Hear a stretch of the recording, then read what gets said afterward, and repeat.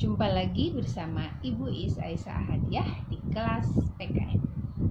Para peserta didik, pada kesempatan kali ini kita akan membahas materi bab 3 tentang kewenangan lembaga-lembaga negara menurut Undang-Undang Dasar 1945. Subpokok bahasan yang akan kita pelajari adalah subpokok bahasan pertama, yaitu suprastruktur dan infrastruktur politik. Baik, sebelum memulai pembelajaran, Ibu persilahkan kalian untuk berdoa terlebih dahulu. Baik, terima kasih. Kita lanjutkan. Pengertian sistem politik. Kita akan membahas apa itu sistem. Sistem adalah suatu kesatuan dari unsur-unsur pembentuknya, baik yang berupa input, yaitu masukan, ataupun output, yaitu hasil, yang terdapat dalam lingkungan, dan di antara unsur-unsur tersebut terjalin suatu hubungan yang fungsional. Selanjutnya, politik.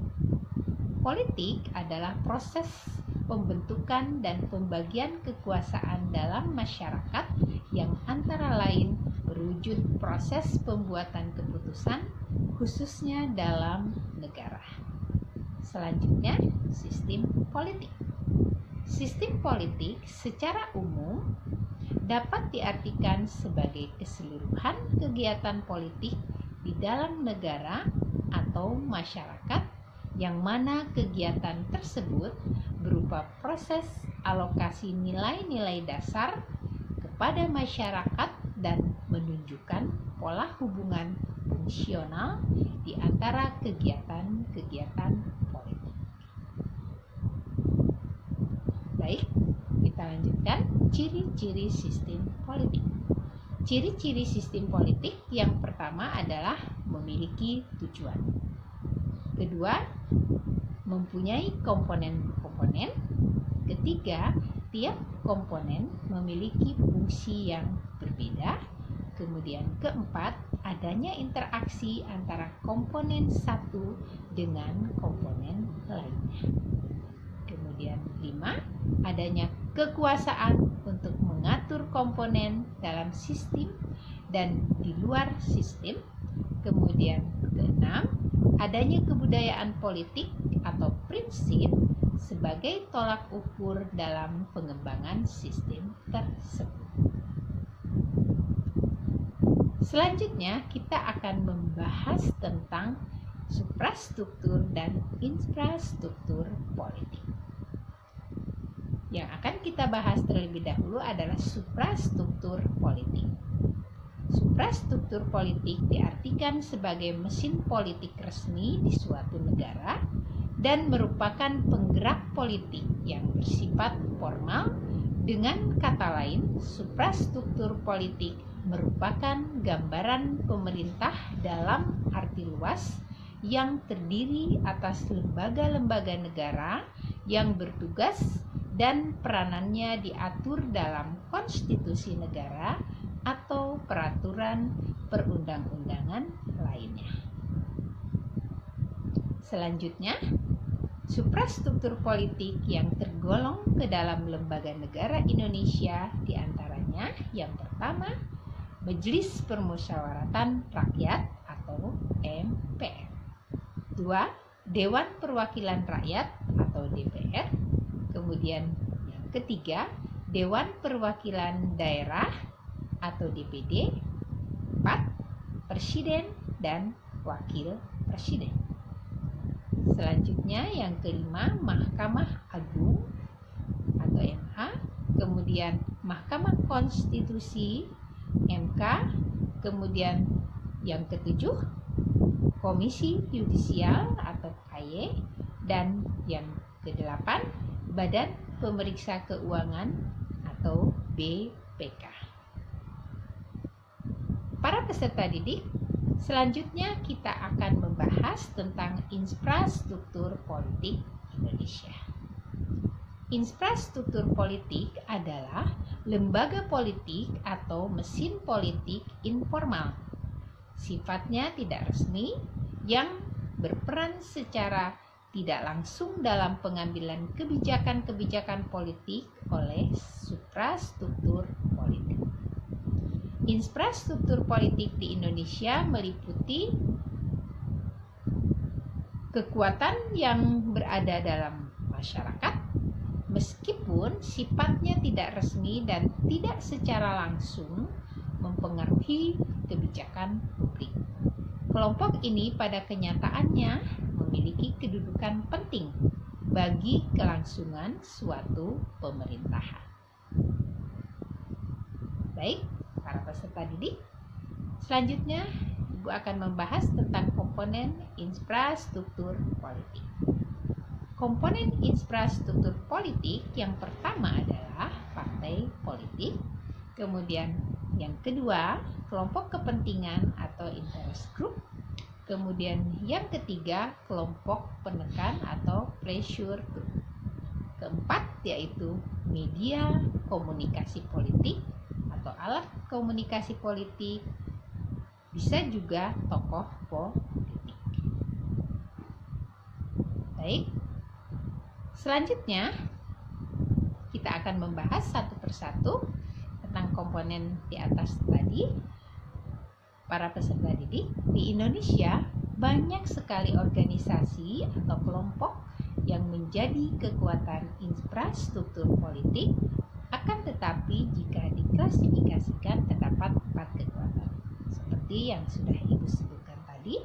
Baik, kita akan bahas. Yang pertama adalah partai politik.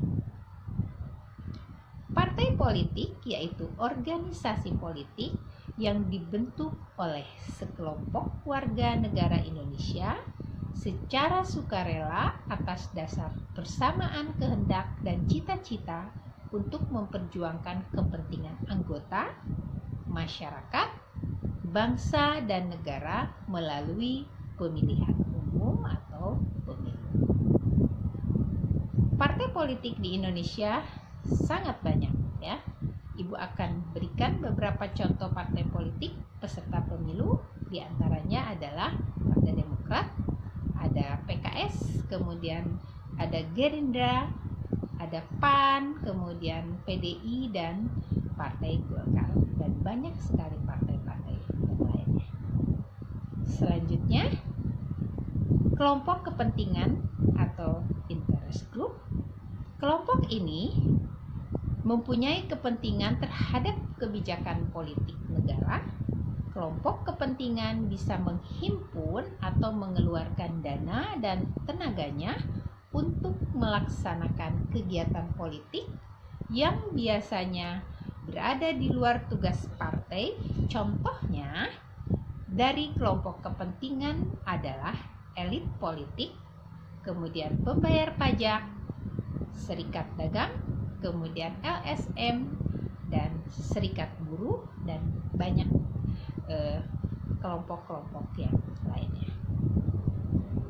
Selanjutnya, kelompok penekan atau pressure group, yaitu kelompok yang bertujuan mengupayakan atau memperjuangkan keputusan politik yang berupa undang-undang atau kebijakan publik yang dikeluarkan pemerintah sesuai dengan kepentingan dan keinginan kelompok mereka.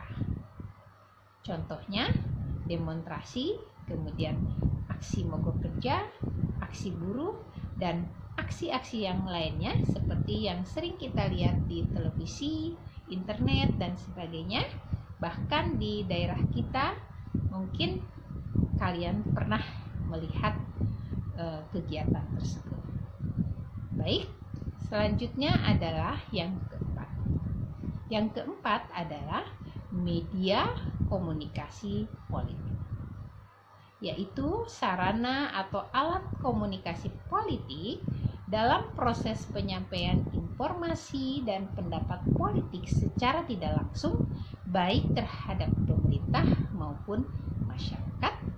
Pada umumnya, contoh dari media komunikasi politik ini sering kita lihat, ya. Bahkan anak-anakku sekalian, banyak sekali contoh-contoh yang sudah kalian ketahui, seperti misalnya majalah, kemudian televisi, internet, koran, dan radio. Dan itu semua merupakan media komunikasi politik. Dan satu lagi yaitu tokoh politik. Dan tokoh politik ini juga merupakan sebagai contoh dari media komunikasi politik. Nah, anak-anakku sekalian, demikian penjelasan Ibu yang sangat singkat, dan untuk lebih jelasnya kalian bisa mencari di berbagai sumber ya, seperti buku PKN atau internet dan sebagainya. Dan untuk kalian yang ingin bertanya, silahkan kalian ajukan pertanyaan di kelas kita, yaitu kelas PKN, bisa melalui WA atau bertanya langsung. Demikian yang dapat Ibu sampaikan. Billahi taufiq wal hidayah. Wassalamualaikum warahmatullahi wabarakatuh.